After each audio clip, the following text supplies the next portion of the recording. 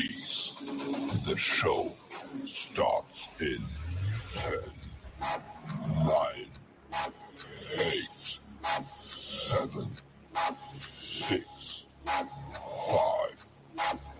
4, 3, 2, 1, go.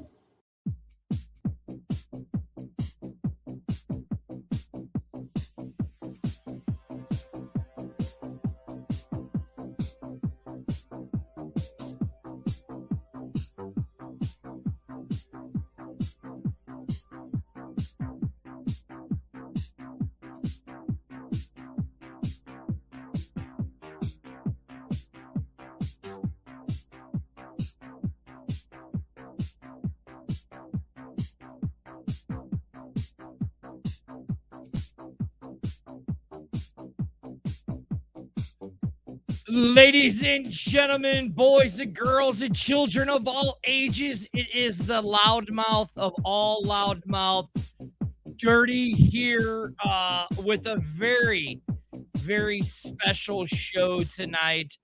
Our special guest, if a lot of you guys don't know it, this man has been in the business for 47 years.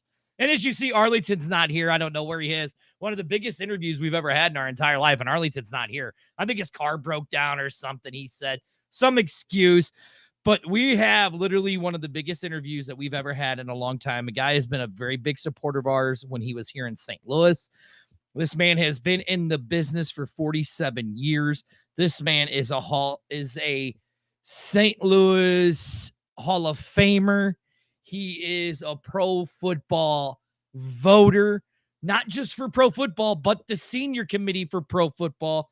This man has been to 41 Super Bowls. Love him or hate him, this is the true last renegade. And he's on one of my favorite shows, the Pro Football Weekly on SiriusXM, because I love SiriusXM. The one, the only, the H-man himself, Howard Balzer. How are you, sir? Can you hear me? I was just addressing my lighting here. I don't know what works. You good. You listen, H-man. You are a renegade. You are truly one of the last renegades of terrestrial radio. I was talk radio before social media existed. Talk radio when they actually took phone calls, which doesn't seem to happen very much anymore. Yeah. But yeah, it's been a while. You mentioned all those years, and sometimes I hear those numbers and I say, no, that really can't be true, can it? But yeah, it is. I mean, listen, I don't mean to burst your bubble, but you've been broadcasting as long as I've been alive. Wow. 47 years. The name that you wrote for yourself, just everything. I remember you on here in St. Louis on Channel 11 television. What was it? KPLR, right? KPLR, yeah, that goes back. That goes back when I did commentaries for them. Of course, came to St. Louis in 1978 to work for the Sporting News, and that catapulted me to be on the first draft telecast for ESPN in 1980. And so, yeah, it's been a hell of a journey, and I'm still on it now, man. I'm still on it. I don't know what I guess it's got to end sometime, but I don't want to look at that. Right. Well, let's not forget you've also won some Emmys. Yeah. Well, yeah. You're an Emmy winner. I won an Emmy with Channel 11 for commentaries I did with them. I think it was back in the 1980s when John Sloan was the sports director for KPLR.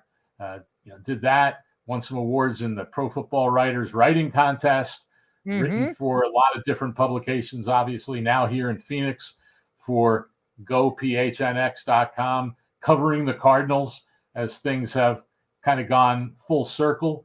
They were, when I got to St. Louis was when Don Coryell got fired that off season. And then I was just humbled to be in Canton this past summer and got to meet his daughter, Mindy Coryell Lewis, who, was there accepting for her dad, some 50 years after he joined the Cardinals as the head coach in 1973. So yeah, it's like I said, it's been a great run.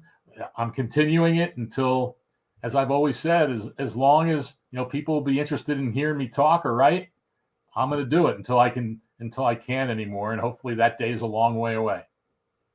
So right here, Ducky goes, Howard's got that MF and dog in the ME. So there we go.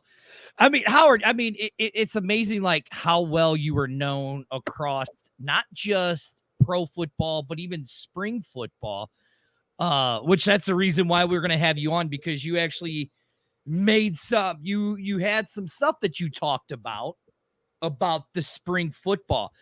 And, but I want to get back to when you were in St. Louis. Let's go to that part first. You're in St. Louis.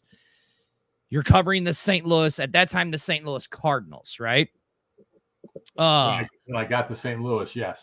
Yeah. Like how did that come about? Well, at that time, I was working for the Sporting News full time. And so I wasn't on the beat daily in terms of being out there every day at practice and all that, covering the team. But certainly I was, I'd always loved football. I loved all sports, really.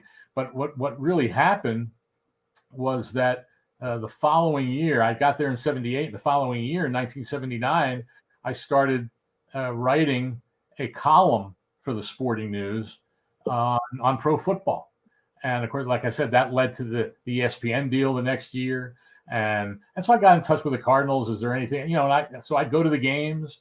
And for a couple of years, man, I was actually the press box PA announcer at home games, which a lot of people don't even know that exists. They have a PA announcer within the press box who announces the official yardage on a play, who was the ball carrier, all those things. I did that for a few years. But again, I didn't, I wasn't covering the team daily, even though I would still, like I said, go out to games. I go to practice once in a while, go to training camp, during the summer and all those things. So, and every once in a while, I, with the old quarterback club that existed in St. Louis for the Cardinals, and I get invited. They invited players, they invited coaches to their post-home game little get-togethers, and other media people would get invited from time to time, and I did. But I get what got me going in radio in St. Louis, and really was, I'm trying to remember when it was.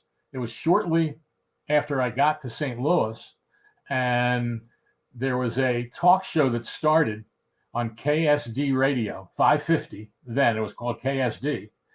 And a guy named Jay Howard that was doing the show, who went on to move to San Antonio and was the longtime play-by-play voice of the San Antonio Spurs. And so he asked me one day, he called the Sporting News, and he asked someone, is there someone I can get on from there for this talk show to talk about the NFL draft? And so someone there mentioned, talk to Howard Balzer. So I got on and I went on his show. It was the first time I'd ever done radio at that. And I remember we went to a Cardinals game after that. And we were just sitting there in the press box talking. And I said, man, that was a lot of fun. I enjoyed that. And he said, yeah, you were pretty good. So I said, well, anytime you need somebody, call me. And one thing led to another. I would help him out. And then I think it might have been 1980, the KSD got the play-by-play rights to the Billikens. And I think by that time, Jay had left. And there was another guy that I'm trying to remember the name, and I really can't. And Bud Brewer. Bud Brewer, there's a name from the past. So they got the Billikens games. And so he was doing play-by-play. And so there were some times, and I was coming on with him here and there. And there was this one time that he couldn't do, he was either out of town or whatever and couldn't do the show. And they asked me if I could host it. Would I be interested in hosting the show? So I said, sure. I'd never done that. I just remember, man, being so nervous, right? Because there wasn't a whole lot of technology then. There weren't computers and all that. And they had all the commercials were in these little 8-tracks. They called them carts. The carts. Yep. Carts. That's where the commercials were. And they didn't have a board op. They didn't have a lot of stuff. So not only was I doing the show and hosting it for the first time, but I had to do the board, turn the volume up and down, put the carts in for the commercials. Oh, my goodness gracious. I'll never forget how nervous I was with that show. But I started doing more again. And then sometime after that, I ended up going over to the big guys downtown, KMOX. Yep. And that started a run where in all my years there, I think I had 12 or 13 different stints on sports radio in St. Louis. And 590, for example, which I'm still grateful for them because I still come on there, even though I moved here to Phoenix 3 years ago.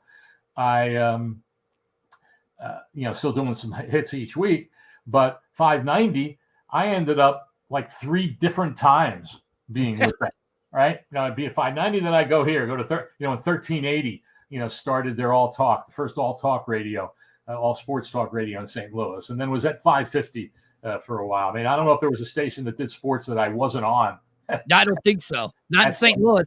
Yeah. Not in St. Louis. Yeah, but that radio deal, got it going. And I'll tell you, man, as you mentioned spring football, some of my great memories, and it granted only lasted 5 games because of the pandemic, but that first year of the Battlehawks, and we were doing pregame shows, we were doing postgame shows, and then I was doing a 1-hour show every night on 590, talking about previous game, talking about the upcoming game, and all that.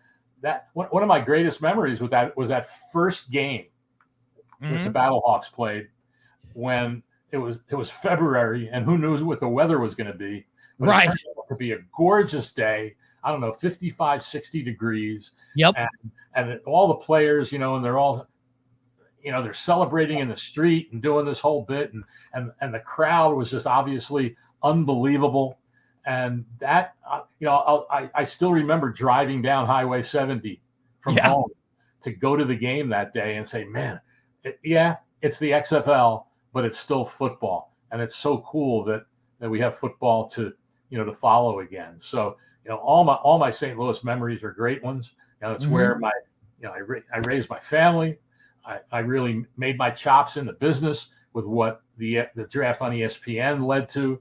And so, here I am, not that far away. You mentioned 47 years. This is my 48th year covering football. You know how that works. The anniversary starts you're right. Next year. So I mean, I think of this in 2 years, God willing, I'll be covering football for my 50th year. That just seems hard to believe. And the other thing that is always a thought I have is that 1980 year when I was on ESPN, that was the first season that I went to the Super Bowl afterward. Well, and I remember thinking, and that was Super Bowl 15, which of course was the Eagles with Dick Vermeil as head coach, and played the Raiders. So I'm thinking there, man, this is the 15th one, and I've only been at 1, right? Well, now I look at it and I say, well, coming up is 58, and I'll be at, you mentioned 41. I think I've been at 42, but whatever it is, because minus 15 from it. So this will be 58. Well, no, it is minus 1 because I didn't go the year of the pandemic. So for whatever it is now, it's all of a sudden going, well, 42 of 58 sounds a whole lot different than 1 of 15. Right, yeah. Well, it's funny because Rig Rocker, because I do want to talk to you about the 2020 season, because I got to say this, when me and Arlington started our show back in we announced we were going to start doing, or the XFL announced they were coming in 2018. Me and Arlington started that December, whatever, of like 2020 or 2019. And you were always a big supporter of ours. You were always there. And you were actually the first real, because we're the alt media, apparently, according to some people, but you were like the first real media guy in St. Louis that got behind the XFL, where everybody else was just kind of saying, oh, this is just, junk, whatever. I mean, but you were literally, I remember we would go to the meet and greets and go to the press conference, the stuff, and you were there and we would talk to you all the time.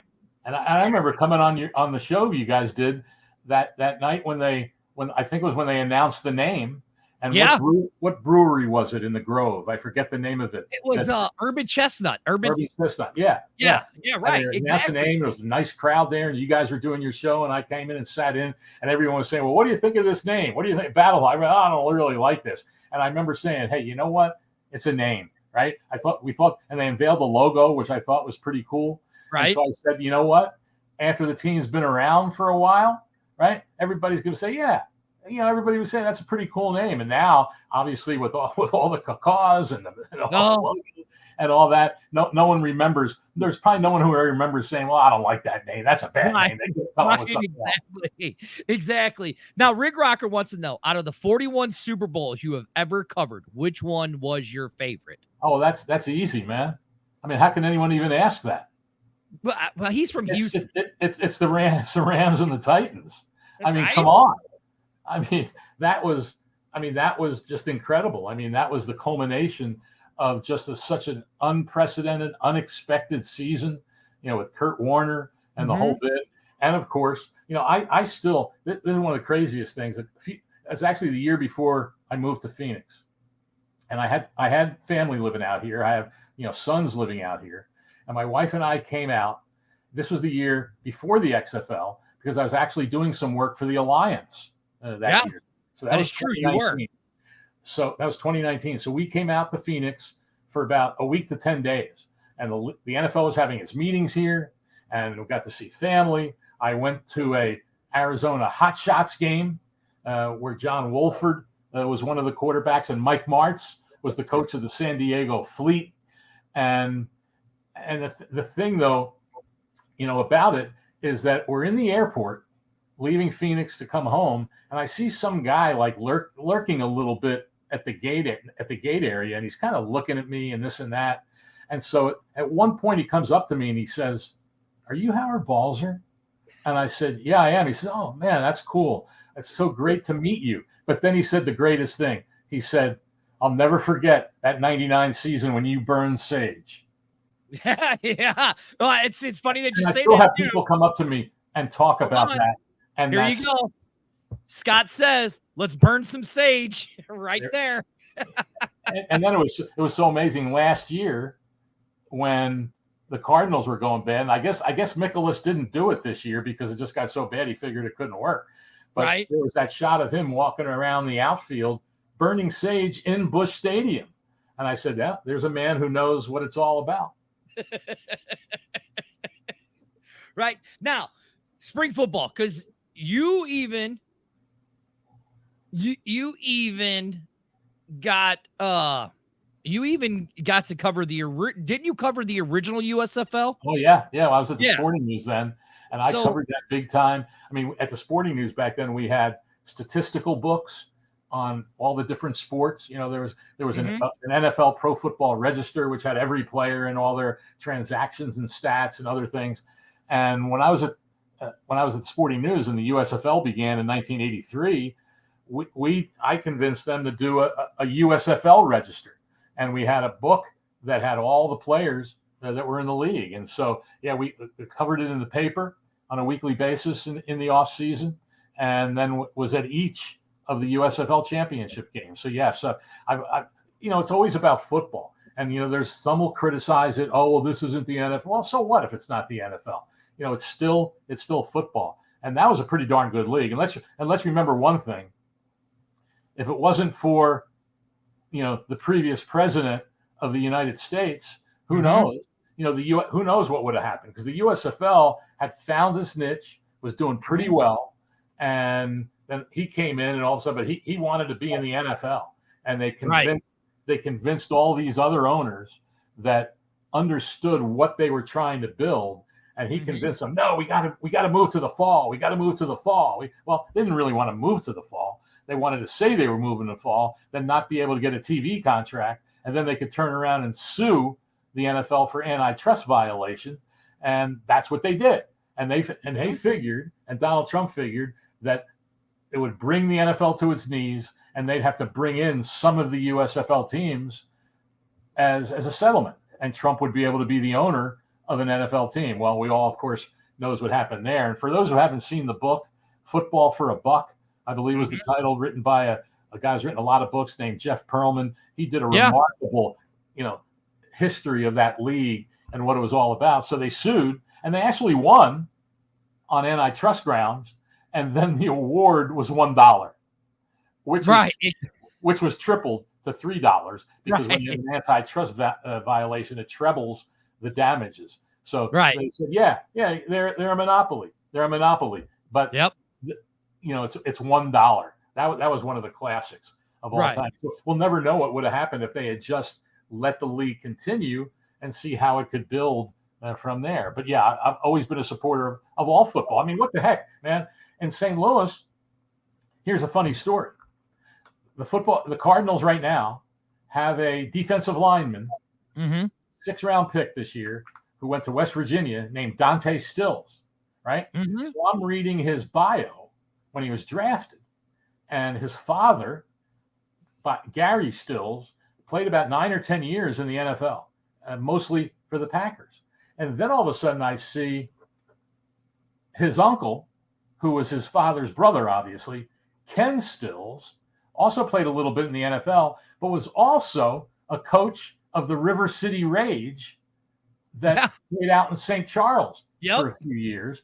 And I supported that. I did TV for the River City Rage on I'm trying to remember what it was, News 4. I forget what it was. Randy, trying to remember Randy's name, who was the sports director there. Their studios were in Blackjack, and we would do the games, and they weren't live. They would tape them and then they'd run them. So I did the games, and I did a radio show each week, a coach's show with Ken Stills. And now, his nephew is with the Cardinals. And I went up to Dante one day and introduced myself and told him about that. He says, wow, that's pretty wild. That's pretty wild. But anyway, I was a supporter of that. Indoor football. I said, even arena football. I mean, heck, 1987, you can look it up. Or maybe it was 86 when they had this. I think 87 was their first year. Is that a guy named Jim Foster started arena football. Right. He had a demonstration game to show to people, to show that this does, it might sound crazy, but when you see it in action, it can be pretty cool. And he had a demonstration game in Rockford, Illinois, and I had gotten to know Jim a few years before that. When he had this idea, he was ready to launch it, and then the USFL came along. And so he put it on hold because they were both going to play in the spring. Well, then when the USFL went away after 1984 and 1985, he resurrected his idea. And he always says it right here. Test game in Rockford. Yep, he knows exactly. It was a presentation game. And the funny thing about it was I had met him at the Pro Football Hall of Fame, in fact, and he recognized me because I'd been on ESPN for the draft. We struck up a conversation, and I happened to mention to him that one of my jobs coming out of college was in the National Lacrosse League, which was indoor lacrosse. Because he asked me, what did you do, before you got to the sporting news? So I mentioned that, and he says, I might have to show you something. He goes out to his car, comes out with his attaché case. I don't know if anyone uses those anymore. Opens it up, hands me some papers that he makes me sign, which is a non-disclosure agreement with the plans for arena football, right? And he tells me about it, and I said, really? Are you crazy? And then I remember going to a Blues game and just looking at it and said, you know what? I could picture that. I could picture playing football in this area because that would be a little bigger, area than the ice and all that. And so he told me, though, at the time, when this thing gets going, you will get the exclusive story at the Sporting News. So he invited me to Rockford for the presentation game and wrote the first story nationally, locally, anywhere on arena football. So I always supported that, always supported, the indoor game. In fact, when St. Louis had the ill-fated, what was it? The St. Louis Stampede, the indoor team that played for a couple of years in the 80s when the Rams weren't there, and then the Rams moved, and that hurt things. I remember Jim Foster came to St. Louis for a game because the Iowa Barnstormers with Kurt Warner were playing the Stampede. And he handed me this little container with Taco Bell trading cards, right, that had all the players on the Barnstormers, including Kurt Warner. So I have a Kurt Warner Stampeders Taco Bell trading card. That is crazy. That one day when he came to St. Louis. So yeah, it was. I did some radio for the Stampede for a few games. After let's see, I think that was after I came back to St. Louis from. It wasn't the 80s. I guess it was the 90s.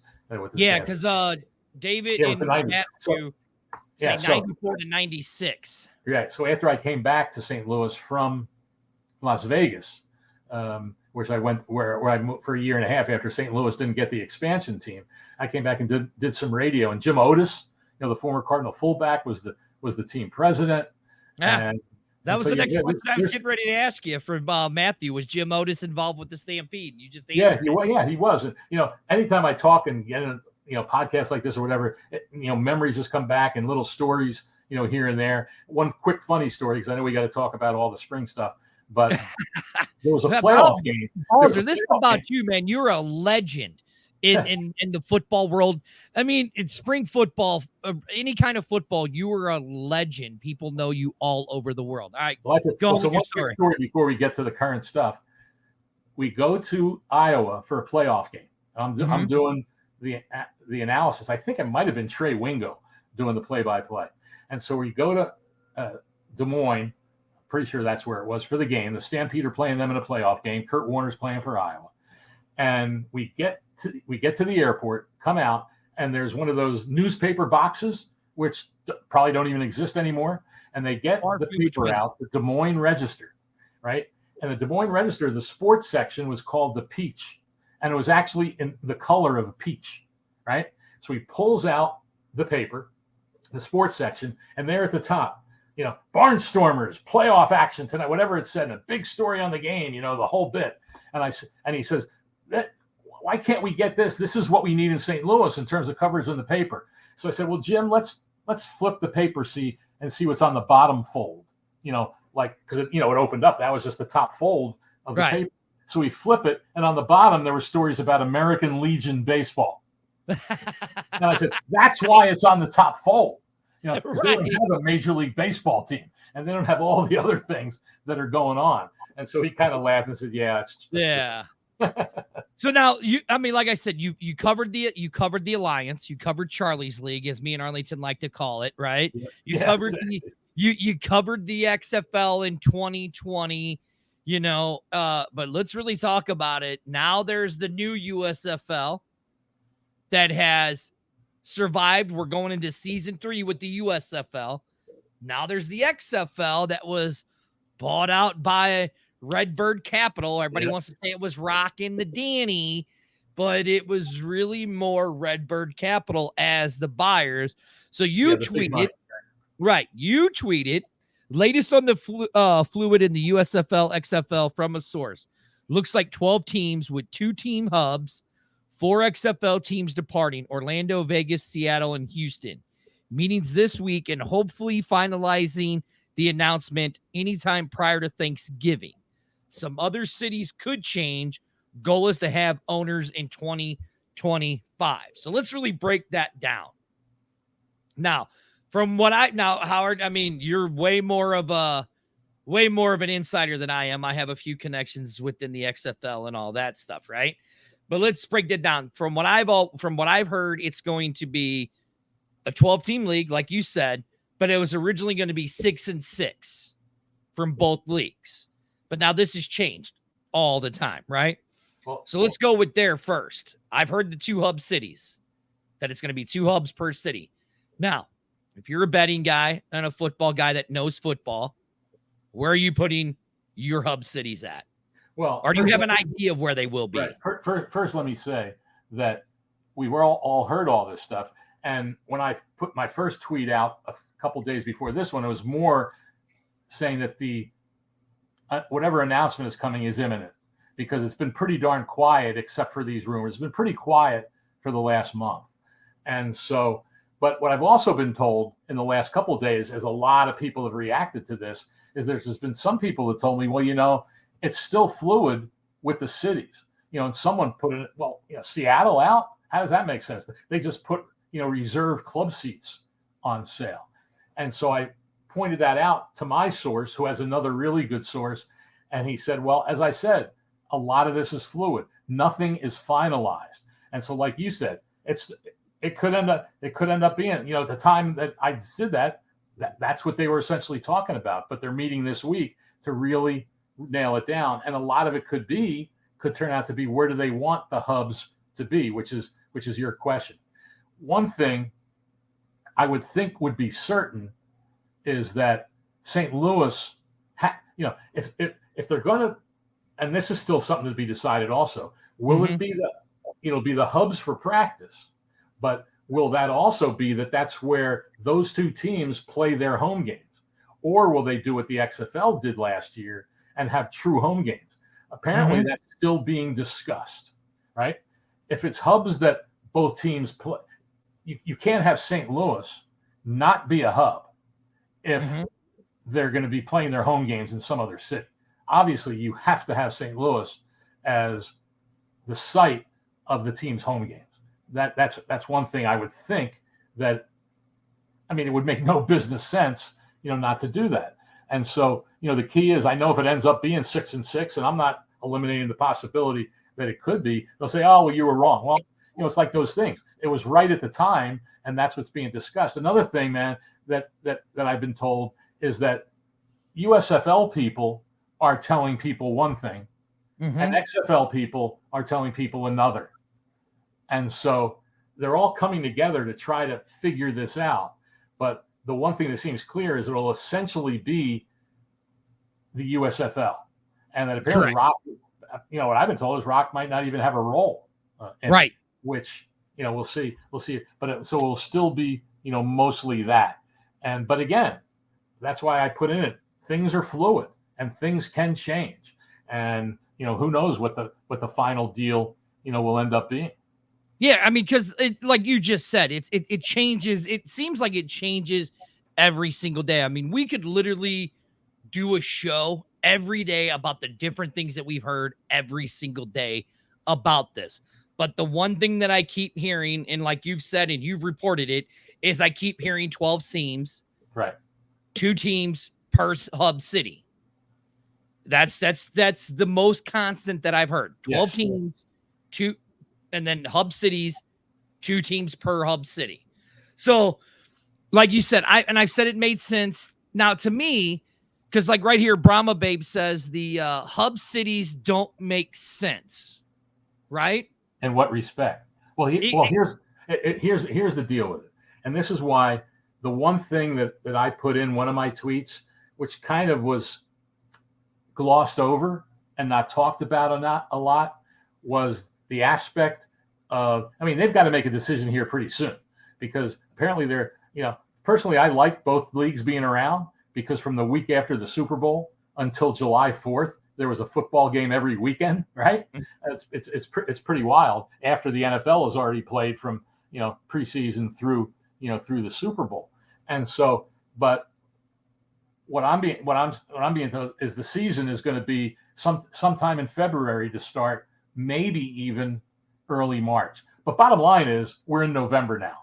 So they've got to get a decision quickly for 2024. So the hubs become a budget consideration. But the thing I was talking about being glossed over a little bit and not getting enough notice is their goal to have owners in 2025. Because then that takes the onus totally off Fox, where they're paying the freight for basically everything. And then if you achieve that goal, and it's still an if, you find 12 owners that aren't going to be at each other's throats and will do things, because the one positive of a entity controlled by one person is you don't have people flying all over the place, doing crazy different things, and all of a sudden owners not paying the bills, and things like that. That's always the risk of doing that. But so it's not going to be easy to find 12 owners. But if they do, then that helps the budget. And it would be then that they start looking at, maybe still having hubs, or maybe not. And again, we don't know if the hubs, like I said earlier, where the games will be played, like, where where both teams play their home games in that city. So, hey, so in St. Louis, who cares if, Arlington is playing San Antonio or something like that? Are people going to come to those games? I mean, that's an issue. And so, but it's budgetary. So I think on one level it makes sense because of the expenses involved in, flying around and doing all that. I mean, and the XFL had a good way of doing it with the one hub and everybody, flies to the one city, but that's not cheap, to do that. And they lost a whole lot of money. I mean, there's a lot of numbers that have been thrown around. I've heard right. Of $60 million. Yeah, I started doing more research and started looking at different things. And I have a feeling it's way more than the 60 million. It might be. Now listen, Howard, you've watched this show. You've been on this show. My math skills aren't the greatest, but I'm saying it's closer to that 200 million area that they've lost on all of this stuff. Now, Brahma Babe says this. It's not the sense you're building a product to potentially have individual owners. So what owner will buy into a product that has no tickets or fans financial support? Fans want to be there at their home games. Right, no question. Well, but at least you would have for the hubs, if again, you will still have at least 6 of the teams building that fan thing. So then, and you hope that you'll be able to at least get fans, for that. Just like the first year of the USFL, right? In the first year of the USFL, they played all those games in Birmingham, and it was great crowds when Birmingham was playing, and the place was virtually empty when it was between other teams. And so what you hope for is that those 6 cities build up a pretty good fan base and all that. And then you would have owners of the other teams who know they have their work cut out to build that fan support in their cities. And so that, and again, we don't know, they want owners. I mean, we don't know what they're going to, will they even be asked to pay anything, or just be owners that will foot a lot of the cost and then be able to share in whatever positive they hope in the long run comes out of it. Right. Now, here, Mike, who is a huge, I know it's a big one, so I'll read it. He goes, Howard, can spring football work? With so many leagues failing, I think it comes down to 2 common denominators: the lack of financial structure and leadership of the league. He also goes on and says, I do find it's funny that the former NFL Europe is now back at full swing, known under the European League of Football, which has by far been the most successful spring league, getting 50,000 at their league championship last month in year 3. So let's go back to the 80s when you covered the USFL, and let's go from the 80s to the USFL to Charlie's League to all of these defunct leagues. He's saying that it's the 2 common factors: lack of financial structure and the leadership in the league. As a guy who's covered football, do you agree with that, or what do you see the problems are of why these spring leagues seem to fail all the time? It's and I think it's for a lot of reasons, and those are keys to it. And leadership obviously is a big thing. I think with that first USFL starting out, and in the first few years, the leadership was pretty darn good, and everyone went, with the way that the formula that they were going to use to build these rosters. And so the leadership was pretty good, and the finances were pretty good. They were getting ratings in TV, and they had a TV contract, with ABC, at the time. And then it went haywire with this whole notion of moving to the fall, which, as I explained earlier, was what it was all about. With spring leagues trying to do it this way and not going after, obviously, established NFL talent, or not going after big names in the NFL draft, certainly to keep the expenses low.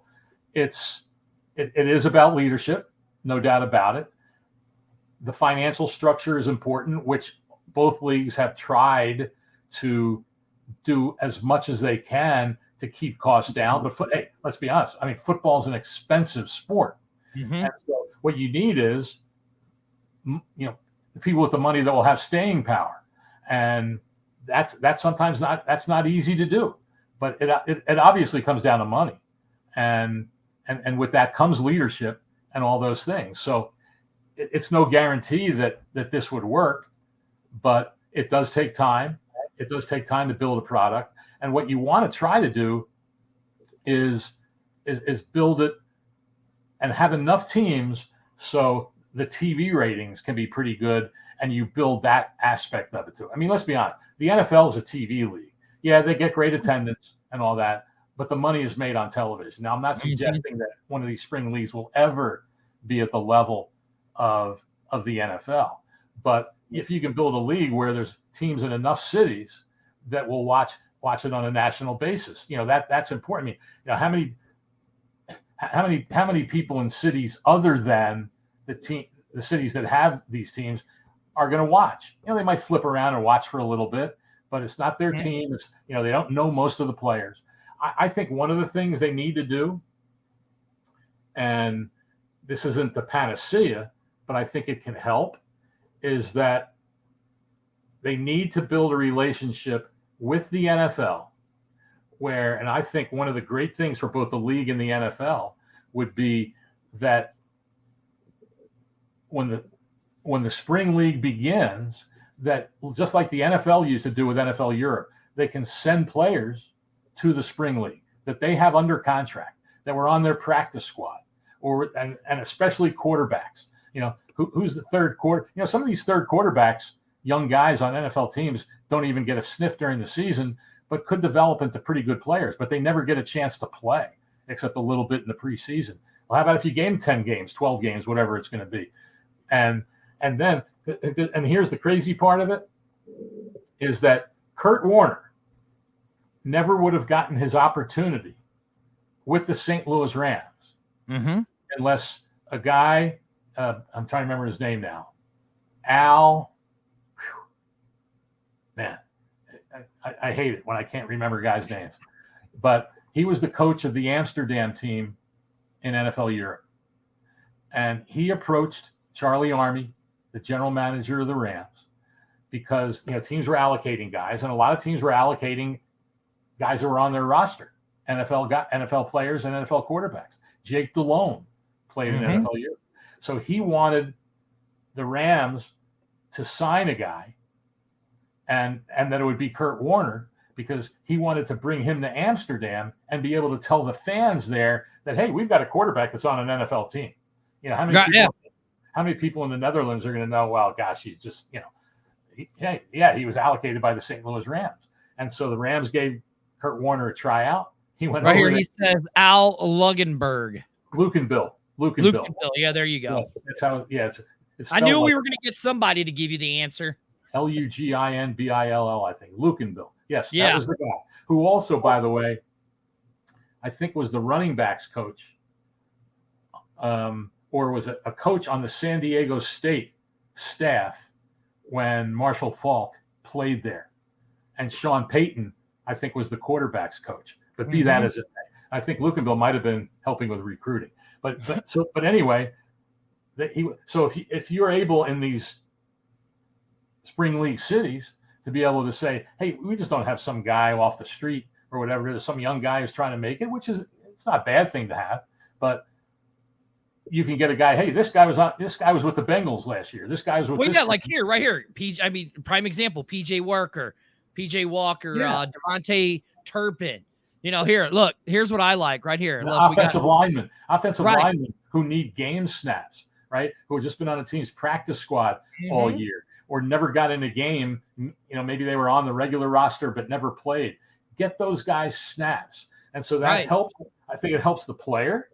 Then that helps the NFL team, because those guys are getting some snaps, and of course it helps the spring league city, because they can say, hey, we have our 45-man roster, or however many it is, 50-man roster. We've got 10 guys who are under contract in the NFL now, not just a guy who played in the league, 2 years ago or whatever. Exactly. It might be. I think that could be a help.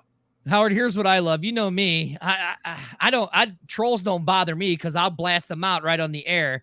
Howard, will you explain to this idiot how long that I've been doing a show about the XFL? For 5 years now I've been doing this, so I'm not copying anybody. Everybody's copying me when it comes to all this shit. Am I right, Howard? Yeah, you've been there since day one. That's right. And Arlington. Kiss my ass. you're like you said, going to all those meet and greets. You know what the funny thing is? I mentioned my connection. Talk about real irony.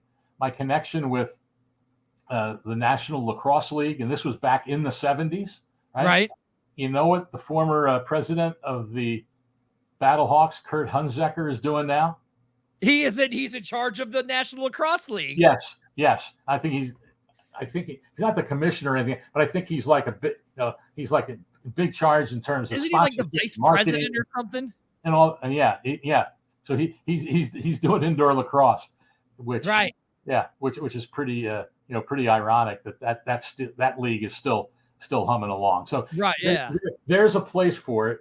There's a niche for it, just like there is, I believe, for spring football. But the finances obviously are key because of how expensive it is to to operate a football league. Because now I have a question for you here, Howard. This isn't from the chat. This is from somebody who I work with and me and Arlington work with, and that's affiliated with the X-Fan Legion. This is the X-Fan Show. I am your host, Dirty. Arlington is having car issues. We are broadcasting out of the X-Fan Legion Studios, presented by Wild Sun Winery and Brewery Company. And we are with probably one of the most impressive guests we ever had. This guy's a Hall of Famer. This guy's an Emmy Award winner. He was on one of the very first ESPN drafts.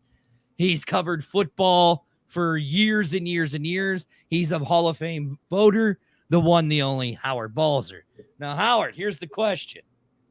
I got my guy says, he texted me today. He goes, when you chat with Howard tonight, you should ask him how long he's been hearing 8-4 for. I've been hearing 8-4 since around October 10th. And I think I reposted it around on the 21st. Just curious if he's been sitting on for that long. So how long have you been hearing about all of this stuff? Really just in the last week, to be honest. Okay. Because I've been so busy, and what spurred me starting to ask some questions, because when the whole merger talk began, I think it was near the end of September, it was very intriguing. And then there was all kinds of stuff being thrown out then. And I don't even know if they really had any substantive conversations to that point. And then all of a sudden there was a lot said and a lot written, and all of a sudden it kind of, I know there had been some stuff out there, but it wasn't as much out there as there had been. And so it was just at the end of last week, I started thinking that, hey, you know what? We're getting towards November here, or I guess it was November. And I said, they've got to make a decision pretty soon. I got to start putting out some calls here, some contacts to see where things are. And that's when I heard about the 8-4, while also saying it's fluid. That's what and the person I had, I won't say which, like I said earlier, USFL people are telling USFL people one thing and XFL another. This source has a direct line with someone from one of those leagues. Mm-hmm. That's what I'll say. A person who knows. But are they telling him everything? Or are they telling him everything that's just true at that point? And that's when I heard the 8-4 with the 4. I mean, we all knew Las Vegas wasn't going to be a part of it. That was obvious. Right. But because that began even. And that's what interested me also, quite honestly, because when it was said that Las Vegas won't be back in the XFL, there was some talk that there might be a team in Phoenix, which I would just love, if there was a team here. So anyway, but that's when I started asking around at the end of last week to see where things were, because they got to make a decision, pretty soon, you would think. And that's when I heard, the 8-4. But again, with that caveat that nothing has been finalized. Now my first time I spoke to the source, they said, and I tweeted this, the announcement was expected to be this week. Well, then he even told me, he says, well, I kind of had a miscommunication on that. That's what I heard. It was more that the meetings were this week and that there would be a decision after that. In fact, some people have told me that they've been hearing the decision might be November 13th, which is next Monday. I don't know. That could be, but then again, the last I had heard was their goal is to make sure they have everything. But because the one thing you don't want to announce what it's going to be, and then all of a sudden something changes after that. So their announcement is they want everything buttoned down by Thanksgiving, which everyone said, well, Thanksgiving, come on. Well, how long is that, right? 2 weeks and 2 days? Right, exactly. Yeah, Thanksgiving is upon us, and so Right. that's not that far off, obviously. Yeah. Now here you go. So Ducky in disguise. That's the reason why we had to get to the merger talk, because he was going to threaten my loved ones. You got to love Ducky in disguise. He says, Howard, when you come to the USFL championship game next year, he goes, I'm going to get you a Ducky card signed. Yeah, good job, Ducky. I'm sorry, Howard. Ducky's a weirdo. You just got to excuse these weirdos that I always come onto my show. Howard, the questions are coming in so fast for you. I don't even know where to start. So let's go right here with this one from Mike. This is actually a good one because the guy who follows football and all that. What is the best market for us for spring football? Cities with NFL teams, former NFL teams, or college towns? He says, I remember that the AAF's big pitch was having teams with local talent. It's a shame that Charlie's league and Reggie ruined that league. What's your thoughts on that one? Yeah, those are great questions. And I will say that let's remember with the XFL, of course, let me see here. The first time out, I think St. Louis, wasn't that the only market that didn't have an NFL team? Yeah, because you had the New York Guardians. Yeah, LA. Houston. You had LA. But I'm pretty sure that's right. But in terms of, yeah, it probably has to be a mix, because I don't know that there's enough non-NFL cities that could give it enough support. There's certainly, San Antonio. I mean, heck, I remember San Antonio was just balls out in that year of the Alliance, and so they did a great job there. So, but I think a combination is pretty good. College towns, I don't know. I don't know how. I guess it depends on the college town. What's that? I guess it would depend on the college town. That's still no question. If you had maybe a couple in there, but what would they be? I mean, are you talking about Tuscaloosa? Are you talking about Ann Arbor? I mean, I don't know that. I mean, I think you want to be in some strong media markets. I think that's important. I will say this about the last comment about Charlie Ebersol and Reggie Fowler. Charlie should have known.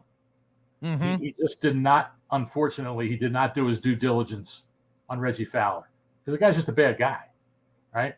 And he tried to be an owner of an NFL team, and they wouldn't let him anywhere near it because of all kinds of financial improprieties. But he wanted to get that league off the ground. He wanted to do it quickly, and he needed the money to do that. So he cast his lot with Reggie Fowler, who almost kept the league from starting up. Yeah. Almost, and then they brought in, the guy, Tom, whatever his last name is, the owner, the owner of the Carolina Hurricanes. Mm-hmm. And is that's who it was, right? The Hurricanes. Yeah, it was. Yeah. And I remember he just, he's committing $250 million. Well, no, he didn't. Yeah. He was writing a check each week. I do think it was a really bad thing that he did. Mm-hmm. And I thought it was beneath him what he did to just all of a sudden end it with 2 weeks to go in the regular season. Like, it would have made a big deal if he had just funded it and let them finish the season and then say, hey, you guys figure it out from here, but I'm done. And that, I don't know, would that have given them time to get new money invested? Because, the football was pretty good. They did a nice job with a lot of the things. But, once you do that, of what was done, you're dead. You're right, dead. Yeah. And so that I thought that was really bad, what he did. Now, here you go. This is from Brahma Bay. Howard, what are your thoughts on how this entire thing is being handled? Do you feel that it could potentially hurt things if it continues to be so wishy-washy, meaning a rush or a crappy product being thrown together for the 2024 season? Well, if we're talking about the football, the football is going to be the football, right? And so if in fact, I don't think it's remember what everyone was wondering about the XFL, how long it took them to make announcements. When are they going to announce the coaches? When are they going to announce this? When are they going to announce that? And it seemed like it took forever. But then when they rolled it out, it was a pretty solid product.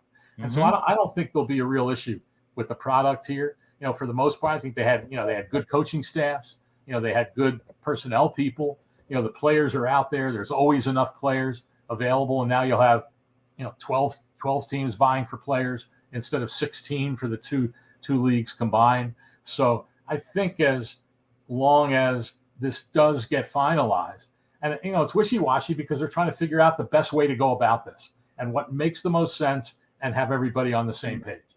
And if it does get put together by Thanksgiving and the league doesn't start, and I think that's why they're talking about a little bit later in February instead of right after the Super Bowl, a little bit later in February. I always thought that time frame was a little bit better than the USFL time frame, especially from having players available after the season to go to the NFL while they're still in their OTAs and minicamp. And so, but if you start too late, then you're going to be beyond minicamp and all that. But I think that's essentially why we're hearing, a little bit later in February, maybe even early March, because they don't want to rush things too much. But I think when they get all this finalized, they'll be able to, to nail down and, when they'll start and whenever it is, let's be, most of those guys who get opportunities, most of them don't make it anyway. Some do, which is always a good thing. But, when you're talking about whatever it is, 50, you're talking about 600 players in a 12-team league. What are we talking about? 10 or 15, 20 might really be on a team or a practice squad. But I think the earlier time frame is, a little bit better. But, man, if they were going to start the week after the Super Bowl, heck, we're talking about less than 3 months from today. Right. Yeah, exactly. Right, and that's the thing. That's the thing that people keep forgetting. More than 3 months. Right. Let's look at the 2023 season or the when the XFL came back, right? We didn't know the schedule till almost December. Right. Exactly. And when I just said too, pushing it a little later, it's really not that much later. The Super Bowl's on February 12th, right? Right. So the earliest you would start would be that following weekend of the 18th and the 19th. So we're almost, especially with a short month, we're almost at the end of that month anyway. So if it's another week or two after that, it's not, it's not that big a deal. And when did the XFL end? The XFL ended. Their last game was May. Right around the NFL draft, right? Or a couple weeks after? Yeah, it was May. It was May. It was the weekend of Mother's Day. So okay. Yeah, so it's like May 5th, May 8th, 12th. Something like that. Yeah, so even if you're a couple weeks later, OTAs in the NFL don't start until the end of May. And then it only goes, so you still would have some time if guys wanted to get there that quickly. So, but again, but I get the question, and but I would not characterize it as being wishy-washy. I think it's just characterizing it as being careful and trying to do the right thing and do it the right way, so it becomes a pretty successful year. And because again, you're trying to put on a product for investors that in 2025 you're hoping will invest in this league. All right, now Jacob White wants to know, even though we didn't get to see the game. Oh gosh, don't. Oh man, I don't even want to go there. We didn't even get to see the game. I know. We just know there was going to be 55,000 there. Yep. Yeah. What can you say? What can you say? That was one of the biggest disappointments. I remember one of the pregame shows. And what did the Battlehawks have? Was there 2 home games in the first 5, I think? Yes, we had 2 home games. Yeah, it was 2 home games. So I think it was the second home game. And I remember, maybe it was the first one, whichever one it was, because they were on the road for a couple, I think, if I'm not mistaken. They were on the road for the first 3. I'm not talking about this year. I'm talking about 2020. Yeah, no, they were on the road for the first 2. Okay, yeah. And I remember we were at, we were at the, what's that place in St. Charles there on Main Street on the Bar Louie. It was Kurt Hunzinger's very first thing. Oh, Bar Louie. Yeah, I remember that. Yeah. And we were there, and I told Kurt, I'm like, you guys are stupid if you don't open up that entire dome. Right. Well, I remember it might have been the first home game, but Oliver Luck was there, and Jeffrey Pollock was there, and maybe it was the second game, but whichever one it was, I remember we interviewed Oliver Luck on the pregame show, and I said, with the way this is going here, and in a few weeks, you've got Los Angeles coming in. That's a game you got to get this. You got to open up that upper bowl because it'll go crazy. He said, that's a pretty good idea. That's a pretty good idea. And sure enough, they did it, and the tickets were selling like crazy. And they still had another week of sales because they were playing in Seattle that week before that game that never got played because of the pandemic. So yeah, that would have just been oh my goodness, that would have been incredible. But now let me ask you this question, because we've already had you for almost an hour. I'm fat and I'm hungry, so I gotta eat. It's still, what time is it there in Phoenix? What is it? Just now 7 o'clock. 7 o'clock for you. Okay, and I'll say that the biggest adjustment that everyone always says the biggest adjustment when you move to Phoenix is during the summer. No, the biggest adjustment is figuring out the time zone because we don't have daylight savings. That's right. You guys don't. And so, and especially when you have family and friends, and my wife still has a bunch of family in Illinois, you're always trying to keep straight. Okay, now at this time of the year, because obviously everybody else in the country just changed their clocks, on late Saturday night. Now we're only 1 hour difference from Central Time instead of 2, which it is the other time of the year. Right. Yeah. We're 2 different from Pacific Time instead of 3. So that's the biggest thing to get accustomed to, especially with the calls I get to do radio interviews. And I always have to tell them, don't pick the time it is here because you probably don't know what time it is. Right. Just tell me what time the interview is, either Eastern or Central Time, and then I'll figure it out so I know. Because I've gotten used to it now, but I'll tell you, it takes a little while to get accustomed. I bet. So now let me ask you this. So when the 2023 season of the XFL came, because, a lot of people still say that the 2020 season was done perfectly other than COVID happening, right? What do you think the reason now this merger is in place? What do you think is the main reason why this merger in place? I'll say it's it was poor marketing across the board of the XFL. Just piss poor marketing across the board. I think they took certain markets for granted, didn't market enough in other markets, screwed some other markets with their TV schedules and all that stuff. Like, what do you think the reason why the XFL reached out for this merger with the USFL from a professional standpoint? Yeah, that's a great question. And there's no one reason. I'm sure the things that you mentioned were part of it. Certainly what we referred to earlier in terms of the money that was lost. And they started with, can we recover from that? Because they always said that we realized we're going to lose a whole lot of money in the beginning. You had to realize that, right?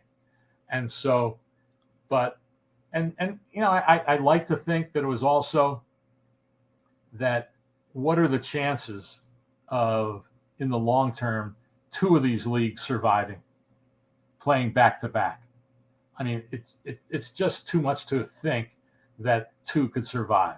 So, but from all appearances, at least, this, it doesn't even look like a merger. I mean, I guess we can call it that, but it certainly seems as if, well, USFL, we'll have a 12-team league, right? And so we'll take, some good cities from the XFL, but if there's hardly any XFL people involved in it, we don't know how that'll work out. It almost doesn't really seem like a true merger, but it doesn't really matter what we call it.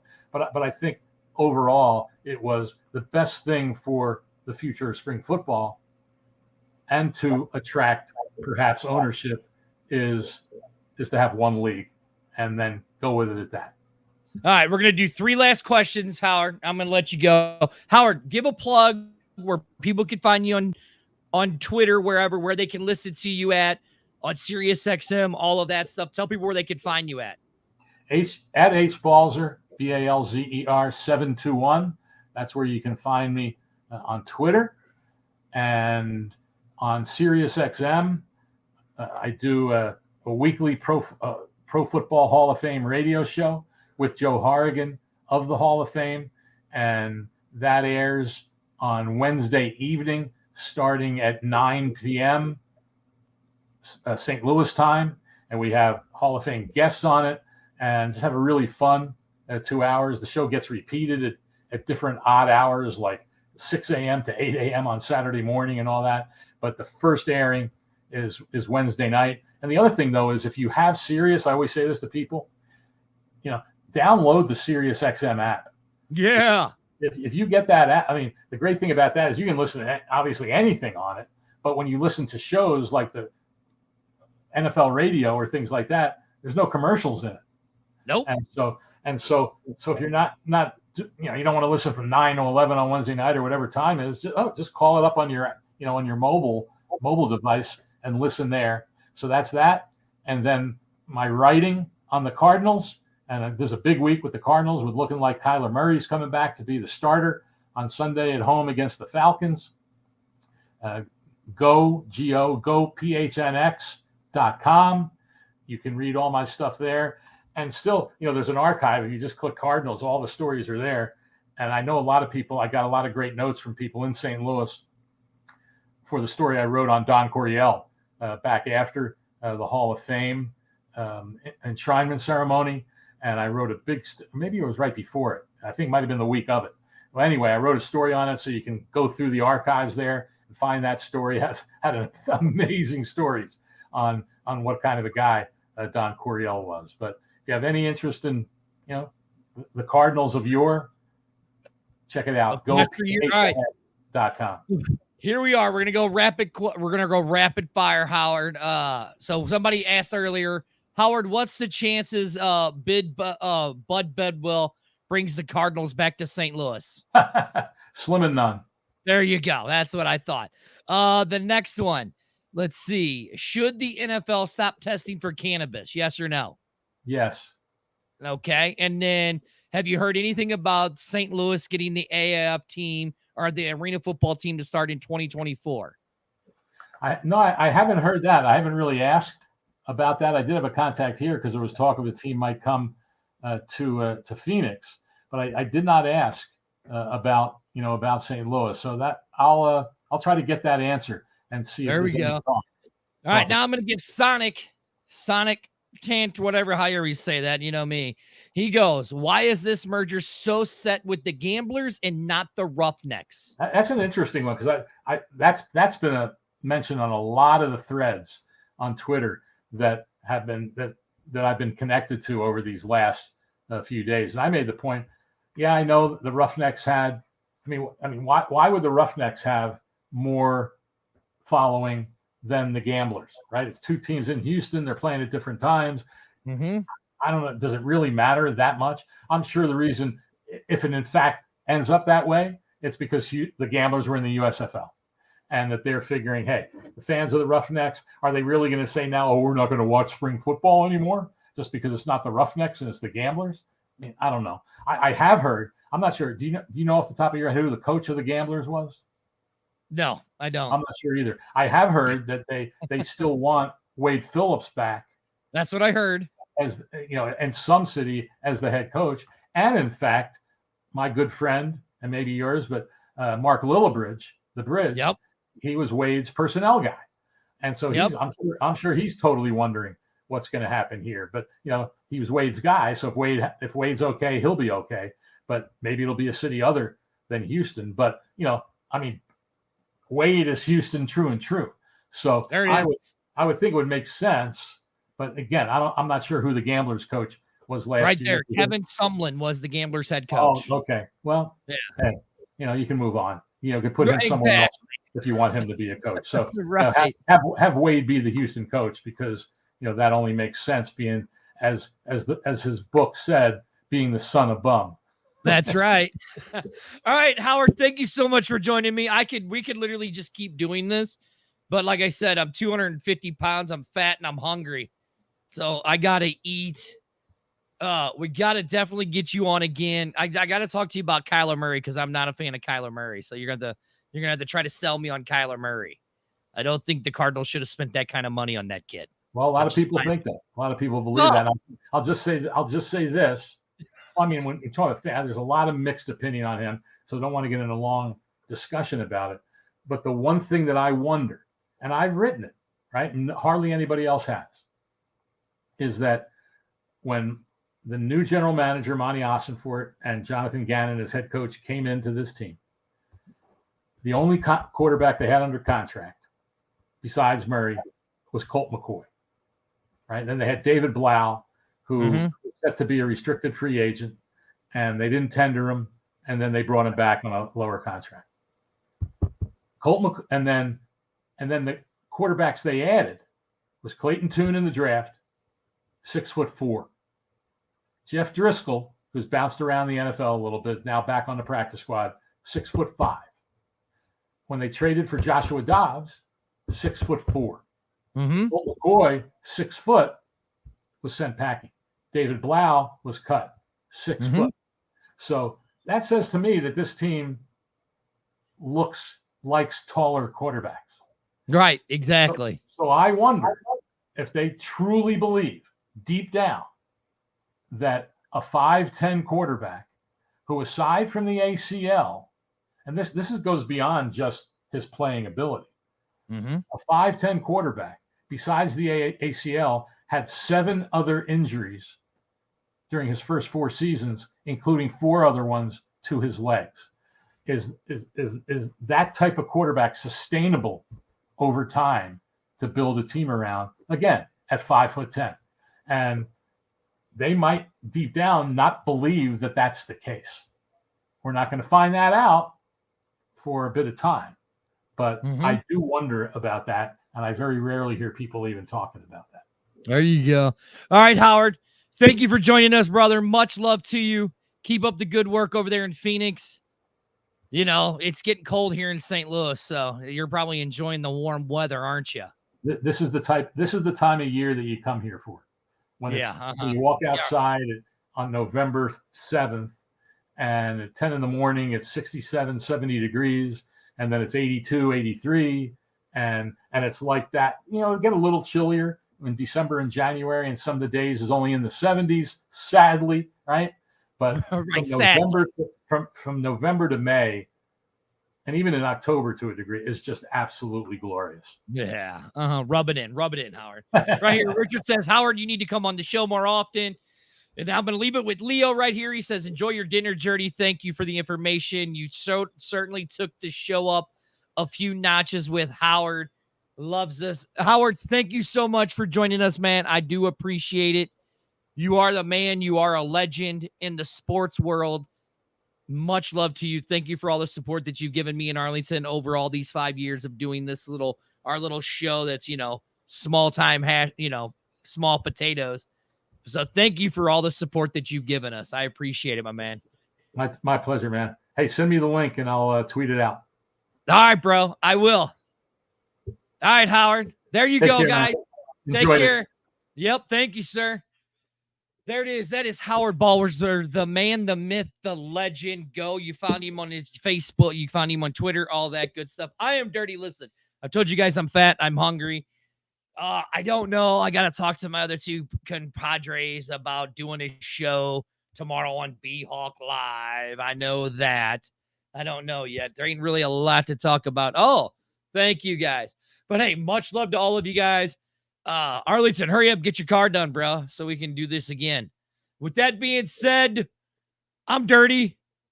I'm going to eat. I made chicken Devon. If you guys don't know what that is, that's just chicken cut up with soup. So I love you guys. Bye.